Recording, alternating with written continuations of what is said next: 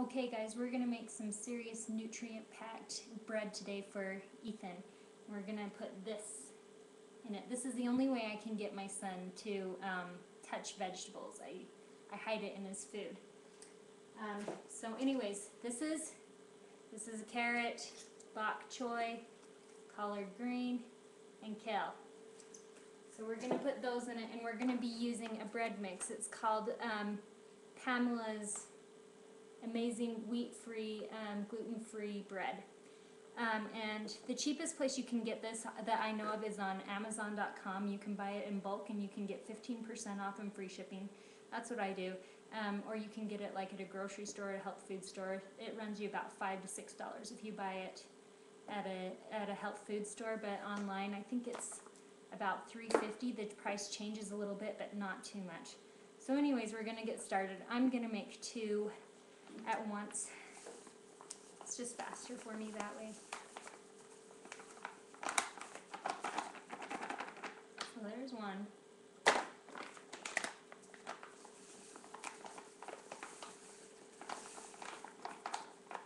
Sometimes I'll even make 4 at once. I like to make a bunch of it and then I freeze it.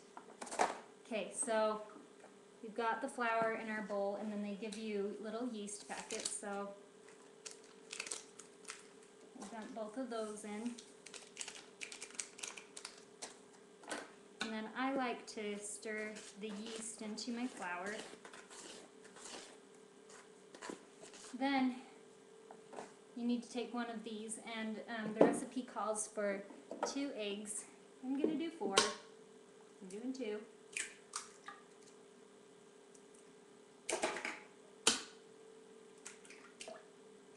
It says that the mix is made for a bread machine too.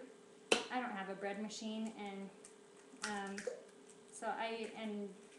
you're supposed to mix it with a heavy-duty mixer. I just use a wooden spoon. That's all I use, and it comes out perfectly. You don't need special equipment for this. So there's my eggs, and then next it says to throw in some oil.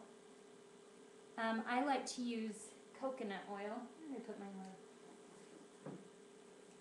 This is just from Walmart. I can't remember why coconut oil is supposed to be good for autism, but it is. I can't remember. I'll have to look it up somewhere, but it's just what I like to use. So there it is. You're supposed to use a 1/4 cup. I'm using a 1/2 cup because I'm making 2. So there's that. And then after that, you're supposed to fill it up to 2 cups from there up. You want to make it 2 cups of liquid, which is 4 cups for me because I'm making 2. And I turn on my water on my tap as hot as I can get it, because this other liquid cools it down.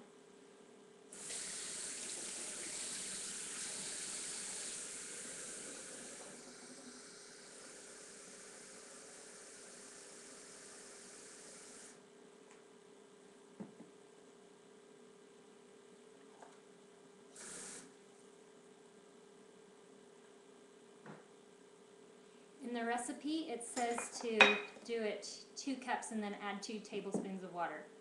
Anything close works. This bread turns out for me every single time. So anyways, I've got this stuff, and I put it in my Ninja. This is a smoothie maker. Let me see. Okay, I think you can see me over there. Okay, then in here I have 3 leaves of kale. That's this curly one. 1 leaf of collard greens, 1 bok choy leaf, the whole thing, and then a whole carrot. So I've got all of that in here. You can add as much as you want. Like, that's a lot of food. It makes the bread bigger too. It makes you have more. So anyways, I'm going to dump that in with there and hope that it works for me.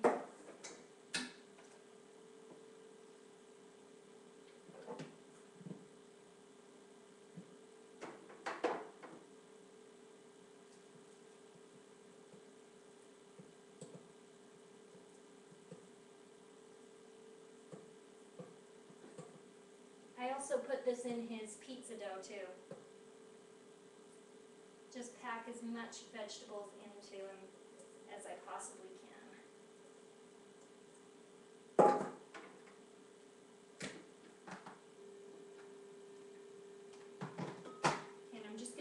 all this together.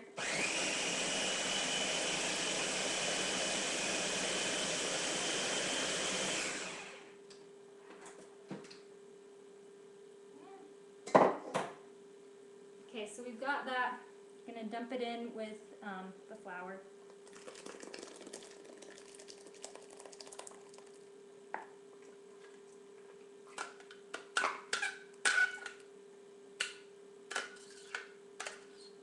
Okay, pretty good. Then I just take my spoon. I like to use a plastic wooden spoon. Just wooden spoons to me. They gross me out because I feel like they've got all the food that I ever made all stuck in, just seeped into the wood. So I like to use the wooden ones. They're super cheap at Walmart. So anyways, just going to stir that up nice and good. See that? Let me see if I can. Yeah. It says to, on the machine it says to stir it for 3 minutes. I just stir it till it's nice and good together. It's not a picky recipe. It works really well.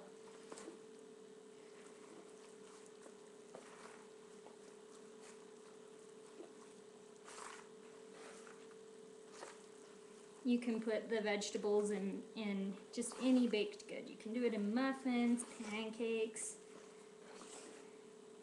And if you do it in pancakes, I recommend using frozen leaves because they don't show as much. I know this is looking green, but when it's baked, you're not going to be able to see it as much.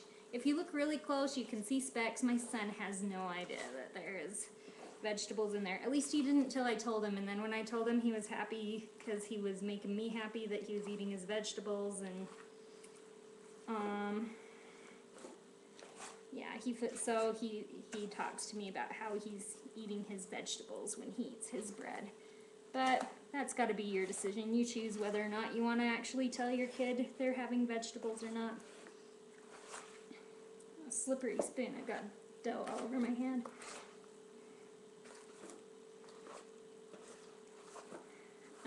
The reason I decided to do this was a friend of mine, to mix in all of the vegetables, is a friend of mine told me about a book called Eat to Live.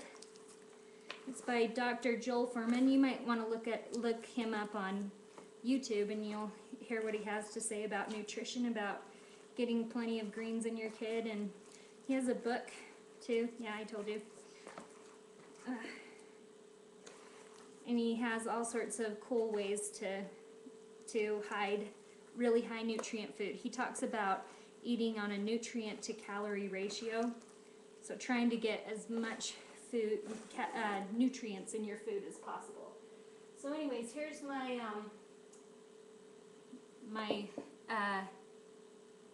bread pan.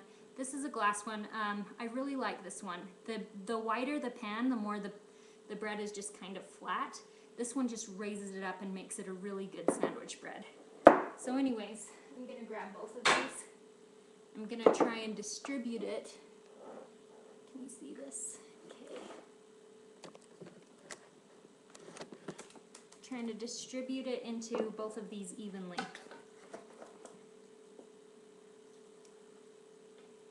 Can you see that?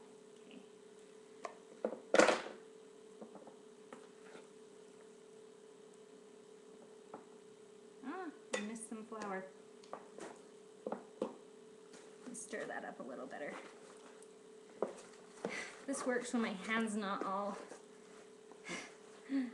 sticky and gooey from the bread dough. Should have been more careful. Usually that doesn't happen to me. Okay, this is the first time it's ever happened to me. But yeah, get that all stirred in good.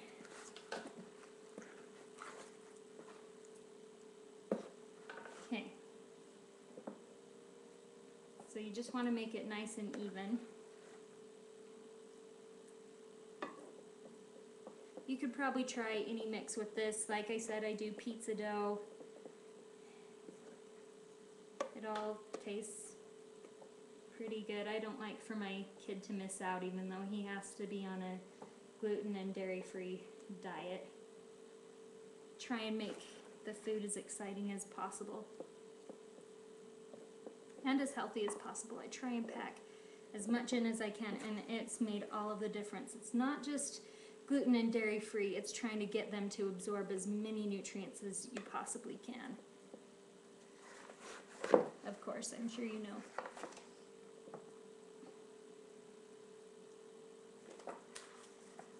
And there's a trick when I'm all done getting these in. There's a trick to making the bread even all the way across. You know how the bread, with homemade bread, the very end piece is always kind of tiny. You want to kind of make, I'll show you in a minute. You want to make it really even across the top. If any part is going to stick up, you don't want it to stick up in the middle. You want to stick it to stick up on these sides right here, because those are, and then it'll end up being more even, if you know what I mean. You won't have two little pieces of bread that you don't have anything to do with. You want to make the most use of all of your bread as possible. You don't want to have any little pieces that you can't use. And I know this seems like a lot of bread, but there's a cool way I'm going to show you of how I cut it up, and I put it in little bags and I freeze it.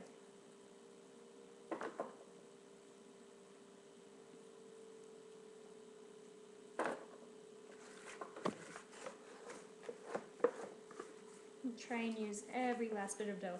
The thing that's nice about gluten-free ones too, bread mixes, is that you don't have to knead them at all. You just stir it up and it's done. It's like faster than cookies. Which I don't know. I guess that's not a very good comparison. Okay, I think I've got it all. So anyways, can you see what I'm doing? I'm going to try and make it the same all the way across so that we don't have those small end pieces. We want to be able to use it all.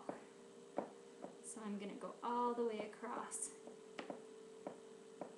When I'm done with this, I'm going to cover them, and they sit for an hour to rise. And the dough is supposed to rise even more when it gets in the oven. You'll look at it maybe sometimes and you'll be like, that didn't rise at all. I bet my yeast didn't work. But that's not the case. It'll go in the oven and it'll bake and rise right up. Because you've got all of these vegetables, you'll have even more bread than you would have to start when you started. So there we go. I'm going to cover it. I'm going to let it rise for an hour, and then I'm going to bake it for 70 minutes. Let me see if I can turn this off without getting dough all over.